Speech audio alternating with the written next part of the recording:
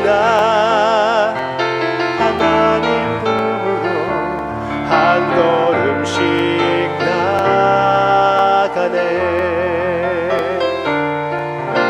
보혈을 지나 하나님 품으로 보혈을 지나 아버지 품으로 보혈을 지나 하나님 품으로 한 걸음씩 나가네. 존귀한 주 보혈이 내 영을 새롭게 하시네. 존귀한 주 보혈이 내 영을 새롭게 하네. 존귀한 주 보혈이 내 영을 새롭게 하시네. 존귀한 주 보혈이 내 영을 새롭게 하네.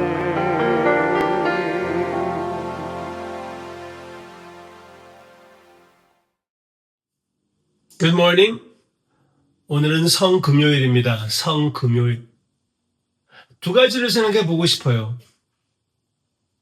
성금요일 아침에 있었던 일들, 그 타이밍을 생각해 보고 싶어요. 언제 무슨 일이 일어났는지. 그리고 둘째, 십자가상 위에서 주님께서 무슨 생각을 하고 있었는지 그 두 가지를 생각해 보고 싶습니다. 일단 주님께서 성금요일에 당한 일들을 생각할 때 어떤 사람들은 여기에 모순이 있다고 얘기할 수가 있습니다. 왜 그렇습니까? 마태복음에서는 육시에 아주 캄캄한 상황이 일어났다고 얘기해 주고 있습니다.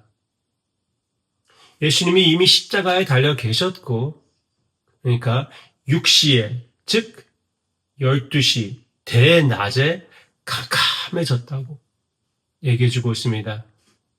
그게 3시간 동안 그렇게 돼 있었어요.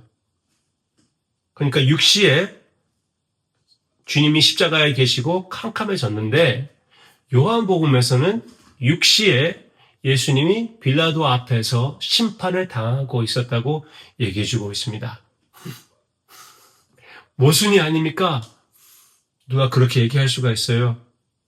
그런데 하나님의 말씀인 성경을 우리가 어느 정도 객관적으로 보고 받아들인다면은 조금이라도 생각해 주려고 하면은 설명이 너무나 쉽게 됩니다. 무슨 말이냐면은 마태복음, 마가복음, 누가복음은 유대인들이 생각하는 시간으로 계산하는 것이었고, 유대인들은 아침 6시부터 1시, 2시, 3시 그렇게 세거든요. 그래서 유대인 같이 생각한다면은 6시는 무엇입니까? 12시예요. 근데 로마 사람들은 우리와 같이 계산을 합니다. 비슷해요. 그래서 어느 정도 비슷하기 때문에 요한복음에서 6시라고 얘기할 때는 그것은 대낮 12시가 아니라 새벽 6시라고 보면 됩니다. 그러면 타이밍이 어떻게 되는 것입니까? 예수님이 새벽 6시에 빌라도 앞에 서게 되고 그리고 9시에 십자가에 달리시고 12시에 캄캄한 상황이 일어나게 되고 그리고 3시에 십자가에서 돌아가십니다. 6시간 동안 그 아픔을 그리고 수치를 당하시면서 십자가상 위에 계셨던 것이죠. 이해가 되시죠? 모순이 아닙니다. 유대인식으로 시간을 계산하고 그리고 요한복음에서는 로마 사람들 같이 우리와 같이 시간을 계산한다고 이해하시면 됩니다. 그 6시 동안 주님께서 그런 아픔과 수치를 당하시고 계시는데 무엇을 생각하고 계셨을까요? 우리는 손가락이 조금 가시가 박힌다고 그래도 이것밖에 생각이 안 나는데 내 자신밖에 생각나지 않고 엉엉 울어댈 수가 있고 되게 귀찮아할 수가 있고 하여튼 내 자신밖에 생각할 수 없는데 예수님은 십자가 상 위에서 못이 박혔습니다. 뿐만 아니라 엄청난 수치를 당하며 너무나 우리가 상상하기 어려운 끔찍한 일을 당하시고 계시는데 예수님의 모습은 어떻습니까? 아버지 앞에서 완벽한 제사를 드리기 위하여 시편을 묵상하시고 계시고 옆에 있는 강도를 그 강도에게 구원을 허락해 주시고 원수들 위하여 하나님 앞에 용서를 해달라고 기도하고 계시고 또 한 가지 당신의 어머니를 생각하는 주님의 모습을 발견할 수가 있습니다. 요한복음 19장입니다. 요한복음 19장 26절 보겠습니다. 예수께서 자기의 어머니와 사랑하는 제자가 곁에 서 있는 것을 보시고 자기 어머니께 말씀하시되 여자여 보소서 아들이니이다 하시고 또 그 제자에게 이르시되 보라 내 어머니라 하신데 그때부터 그 제자가 자기 집에 모시니라. 네, 그 제자가 사도 요한, 요한복음을 쓴 사도 요한이라고 저는 믿습니다. 주님께서 형제들도 있지만 요한에게 맡긴 것은 일단 요한이 친척이기도 하고 그리고 요한은 어느 정도 물질적으로 여유가 있는 그런 제자로 보입니다.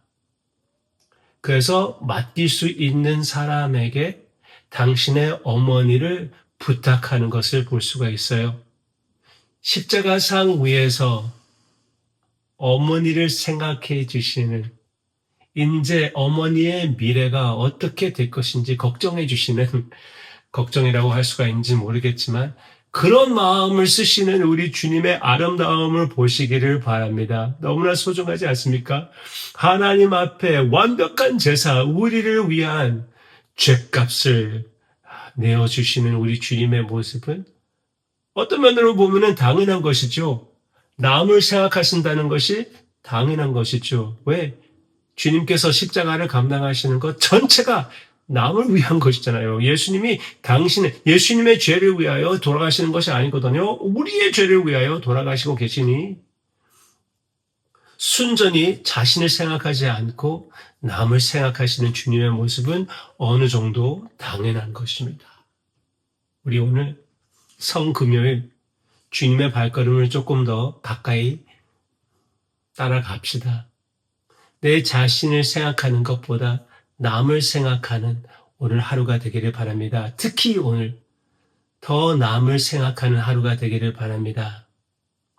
저와 같이 어머니를 모시는 분이 계신다면 기회가 있을 때 힘든다 해도 조금 더 생각해 주시고 조금 더 인내심을 가지고 그들을 섬기는 기회가 있을 때 섬기는 우리가 되기를 주님의 이름으로 축원합니다. 어머니가 아니라도 괜찮습니다.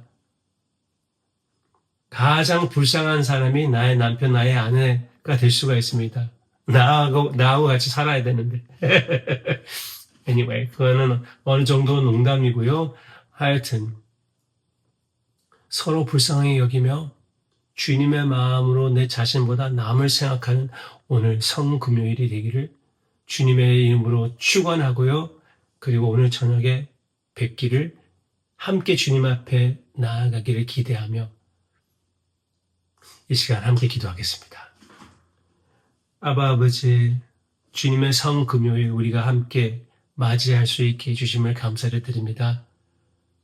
특히 오늘은 내 자신을 생각하는 것보다 남을 생각하는 우리가 되게 해 주시옵소서. 주님의 마음을 더 깊이 묵상하며 십자가상 위에서 보여주신 주님의 마음, 예수님의 이름으로 기도합니다. 아멘.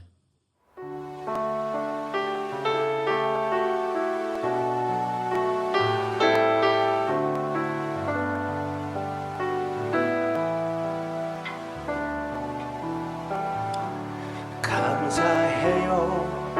깨닫지 못했었는데 내가 얼마나 소중한 존재라는 걸 태초부터 지금까지 하나님의 사랑을 항상 날 향하고 있었다는 걸 고마워요. 그 사랑을 가르쳐준 당신께 주께서 허락하신 당신께 그리스도의 사랑으로 더욱 섬기며 이제 나도 세상에 전하리라. 당신은 사랑받기 위해 그리고 그 사랑 전하기 위해 주께서 택하시고 이 땅에 심으셨네. 또 하나의 열매를 바라시며 당신은 사랑받기 위해 그리고 그 사랑 전하기